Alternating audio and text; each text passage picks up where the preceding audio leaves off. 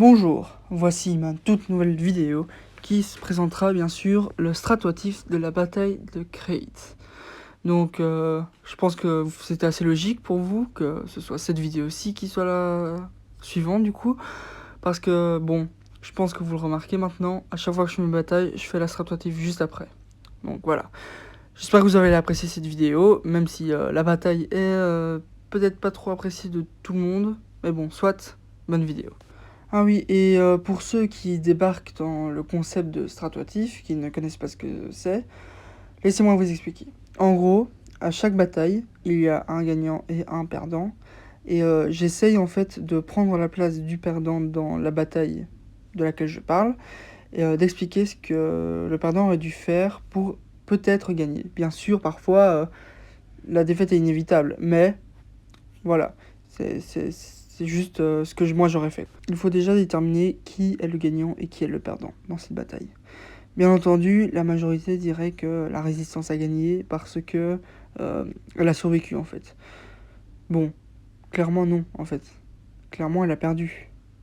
Ils sont extrêmement faibles. La résistance peut se tenir en un seul vaisseau. Bien sûr que le premier ordre a gagné. Enfin, pour moi c'est assez évident.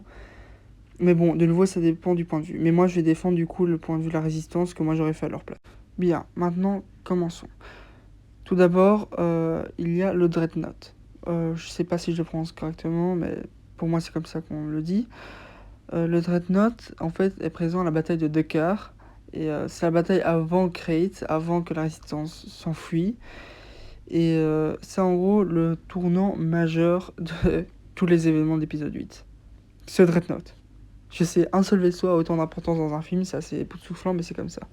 Parce que oui, en effet, tout commence avec lui. Et avec Poe Dameron, en fait, qui va plonger avec son chasseur tout seul, droit vers lui, et détruire toutes ces tourelles visibles. Et, enfin, comment dire, ces tourelles qui permettent de tirer, quoi. Enfin, ces tourelles, on va dire. Juste tourelles, point. Et en fait, une fois que c'est fait, au lieu de revenir vers le vaisseau pour permettre à tout le monde de s'enfuir, eh ben non, il est trop têtu. Bon, en effet, même s'il a fait un très beau boulot, je dois l'avouer, je sais même pas si c'est lui le meilleur pilote de chasseur ou si c'est Luke Skywalker qui est meilleur que lui. Parce que... Ou même Anakin Skywalker et Darth Vader. Enfin bref. Poe Dameron, un excellent pilote, mais... Enfin...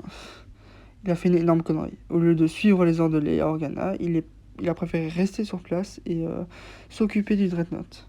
Ce qui a bien entendu forcé la princesse Organa à envoyer tous les bombardiers, tous les chasseurs venir en aide pour détruire ce Dreadnought. Tout simplement parce que Poe Dameron a dit « Ah oui, mais non, mais en fait, on n'a pas beaucoup l'occasion de faire ça, du coup, il faut le détruire, quoi, il faut en profiter. » Certes, c'est peut-être une bonne idée, mais... Enfin...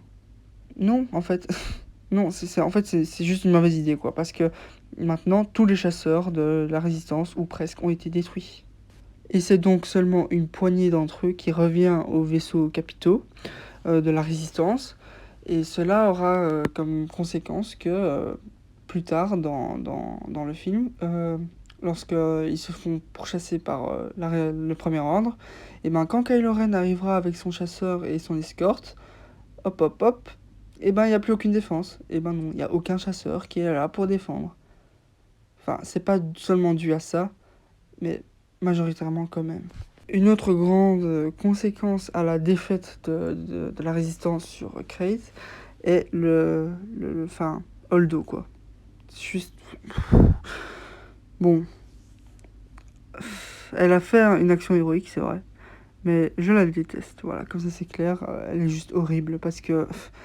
Elle a tout caché en fait à l'équipage. Tout. Le plan d'elle et les Organa. Cela aura comme conséquence bien sûr que Poe Dameron ne fait plus confiance en Holdo et pense qu'ils ne font juste rien et condamne tout le monde à la mort. Et va du coup avoir une énorme méfiance et il va essayer de trouver un plan lui-même tout seul, quoi. Et ça, ce sera catastrophique. Parce que Finn, du coup, va... en fait, pas tout seul, mais il va partir en mission En effet, il va partir avec Rose. Rose et Finn qui pour moi sont d'incroyables combattants de la résistance et qui auraient pu être vraiment très très utiles sur les vaisseaux, en plus des conséquences que... Enfin, bref, chaque chose en son temps. Désolé, je vais pas essayer de tout dire en une fois.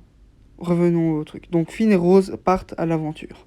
Ils partent à l'aventure sur cette planète étrange qui est un peu le Las Vegas de Star Wars. Enfin, si on peut appeler ça comme ça. Mais pour moi, oui, parce que c'est que du casino, quoi. Et, enfin, comment dire, ils vont là-bas juste pour avoir espoir de croiser quelqu'un qui pourrait éventuellement être là. Cela donne des scènes assez drôles, comme Finn, par exemple, qui découvre le casino, et d'autres trucs comme ça, quoi. Enfin, il y a plusieurs aventures et tout. Bref, il trouve pas la personne qu'il cherche, mais il trouve quelqu'un d'autre qui va peut-être les aider. Enfin, et qui va les aider, en fait. Tout court. Et ils vont du coup aller sur le vaisseau de Snoke, du premier ordre, pour aller désactiver ce qui permet au premier ordre, du coup, de suivre les vaisseaux de la résistance, même en vitesse hyperspatiale. Du coup, c'est capital pour eux qu'ils réussissent. Bah, ils vont être trahis par le gars qu'ils ont croisé dans une prison. Pas très étonnant en vrai. Et du coup, ils vont presque être exécutés par le premier ordre quand ils vont être découverts. Du coup, comme conséquence indirecte, comme conséquence directe, et ben Finn et Rose sont presque morts à cause de Holdo qui a fait ses cachotteries. Au lieu de juste dire tout son plan dès le départ, non, elle a dû faire ses cachotteries et presque provoquer la mort de 2 personnages importants de la saga. Bon, on aura droit à des scènes assez stylées, comme par exemple le combat entre Finn et le Captain Phasma, qui est assez beau à voir et tout ça. Bon, elle meurt un peu comme une merde, mais c'est pas grave. Et une autre scène assez bien qu'on a pu voir, c'est BB-8 qui vient à la rescousse de Finn et Rose à bord d'un marcheur du premier ordre. De nouveau, ce sont 2 scènes qui sont chouettes à voir, quoi. Enfin, on les apprécie dans le film, quoi.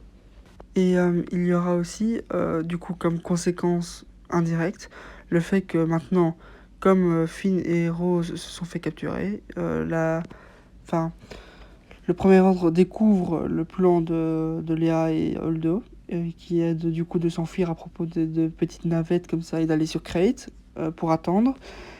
Et du coup, si Holdo n'avait pas fait toutes ces cachotteries, le premier ordre n'aurait jamais su tout ça, parce qu'il n'y aurait pas eu de trahison de celui qui était censé aider Finn et Rose, et personne ne serait mort. Quand même triste, non ? Bon, maintenant revenons à la bataille de Crate, parce que là j'ai dit toutes les choses qu'on aurait pu éviter pour justement éviter la bataille de Crate, mais qu'est-ce que la résistance aurait dû faire à la bataille de Crate pour justement empêcher tous les morts, etc., et leur défaite, et bref, toutes les conséquences qu'il y a à la bataille de Crate, quoi. Et ben en fait, juste ne pas envoyer des speeders pour essayer de détruire le canon, en fait. Parce que les speeders, ce sont des vieux trucs et des vieux bidules, des vieux engins qui ne vont pas marcher correctement et qui se feront détruire facilement. C'est normal, non ? Enfin, de ne pas les utiliser.